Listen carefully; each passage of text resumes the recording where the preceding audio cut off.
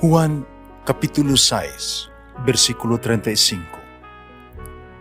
Si Jesus miingon kanila, "Ako mao ang pan nga naghatag sa kinabuhi. Ang muari kanako dili nagayod gutomon, ug ang mutuo kanako dili nagayod uhawon." Ang mga puno Pan sa kinabuhi.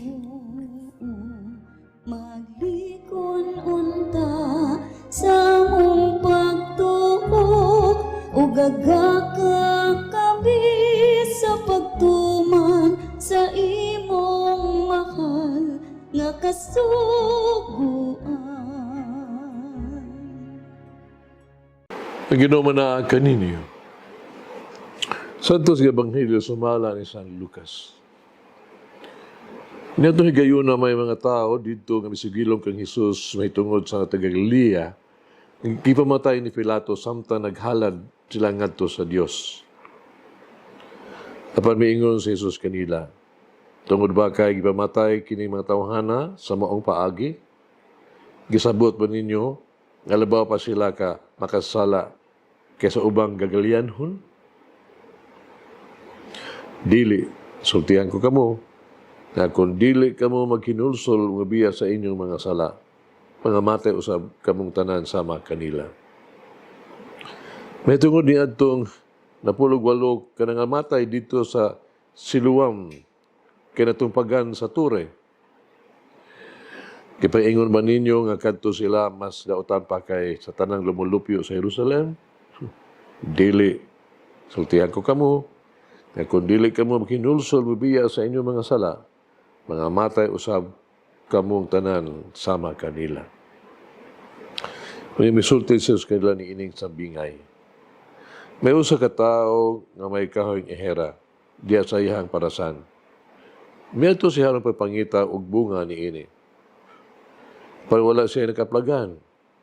Busa miingon siya siyang hardinero, "Tanawara, tulo na karon katuig. Nag-anihan ako dinhi, aron papangitag bunga ni ining kahoya. Pero wala gayud kini makaplagan bisag usa. Usa so putla kini. Kaya nag-usik-usik lamang kini sa katambok sa yuta. Parang hardinero, mitubag. Pasagdi, sir. Una, bisa ni ining tuiga na lamang.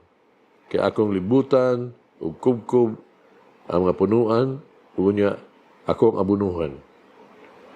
Kung mubunga kini sa sunod tuig, maayo. Apag kung dili, ipaputol kini. Ang Ebanghelyo sa Ginoo.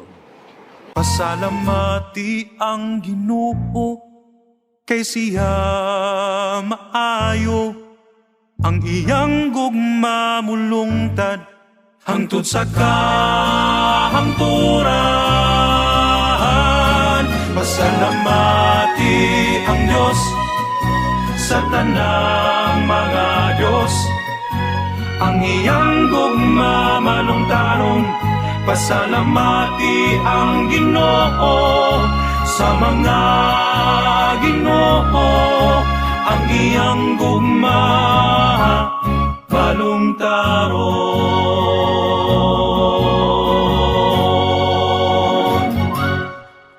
Antihan sa Diyos ang mga maing tao. Silutan sa Diyos ang mga daotang sa mga tao. Panang Diyos, dili Diyos biyas panimalos. Siya, nabudan siya dato sa kaluoy o puno sa kaluoy. Ang mga talagman, dili silot gikan sa Diyos. No. Dili niya gusto ang ato ang kalaglagan. Dili siya gusto nga kita mag-antos. Gusto sa Diyos ang ato ang kaluwasan. Siya nagtinguha sa ato ang kaluwasan o kalampusan.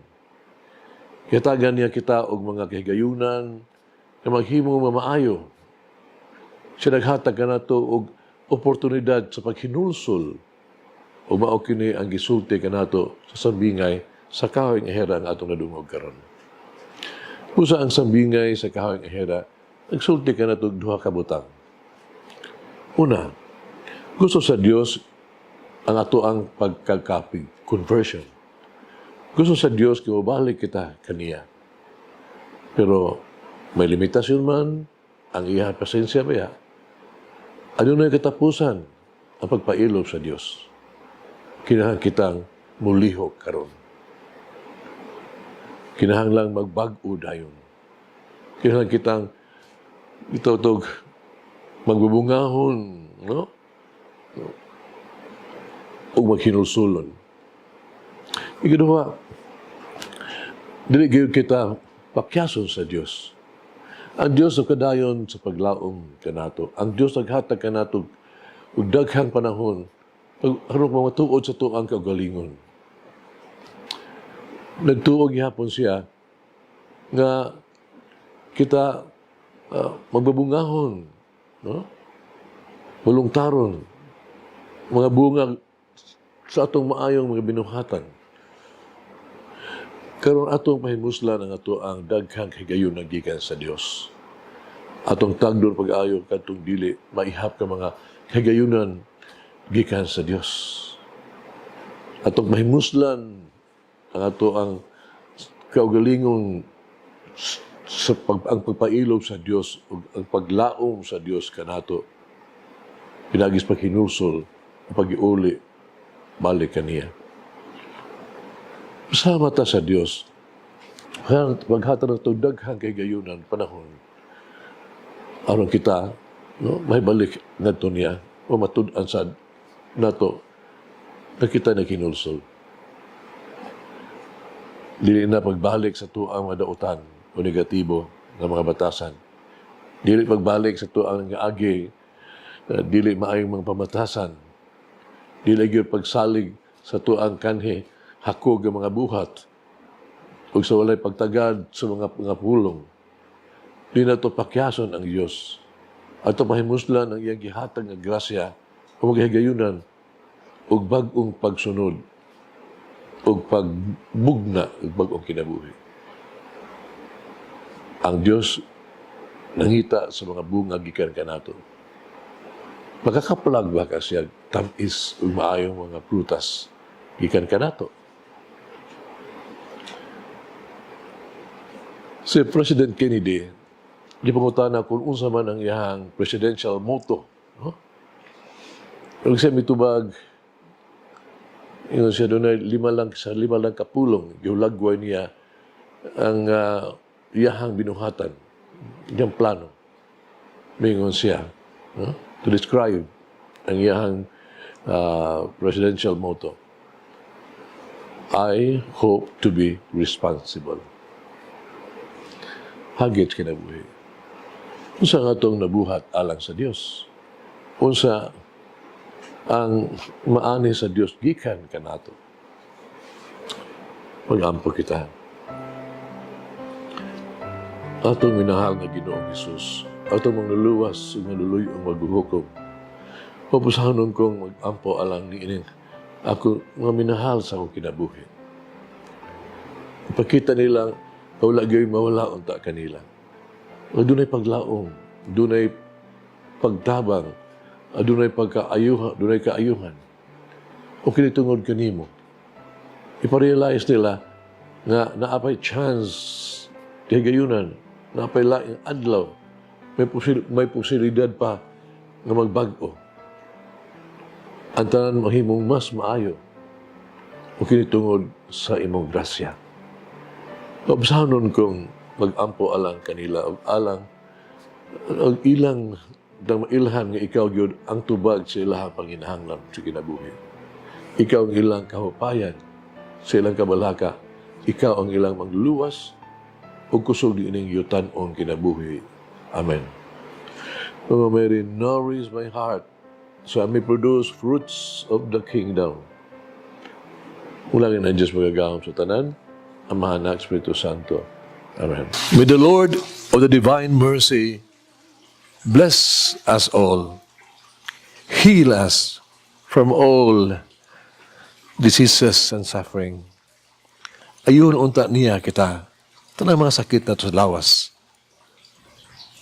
o sa kalag, body and soul. In the name of the Father, the Son, and of the Holy Spirit. Jesus, I trust in you. Amen. Whoever eats the bread of life will never hunger, says the Lord. Kay galaan inyong nabati ang pagpaambit ug hamubong pamalandong sa pulong sa Dios pinaagi sa tulumanon. Pan sa kinabuhi nga gidumala ni Monsignor Daddy Selva.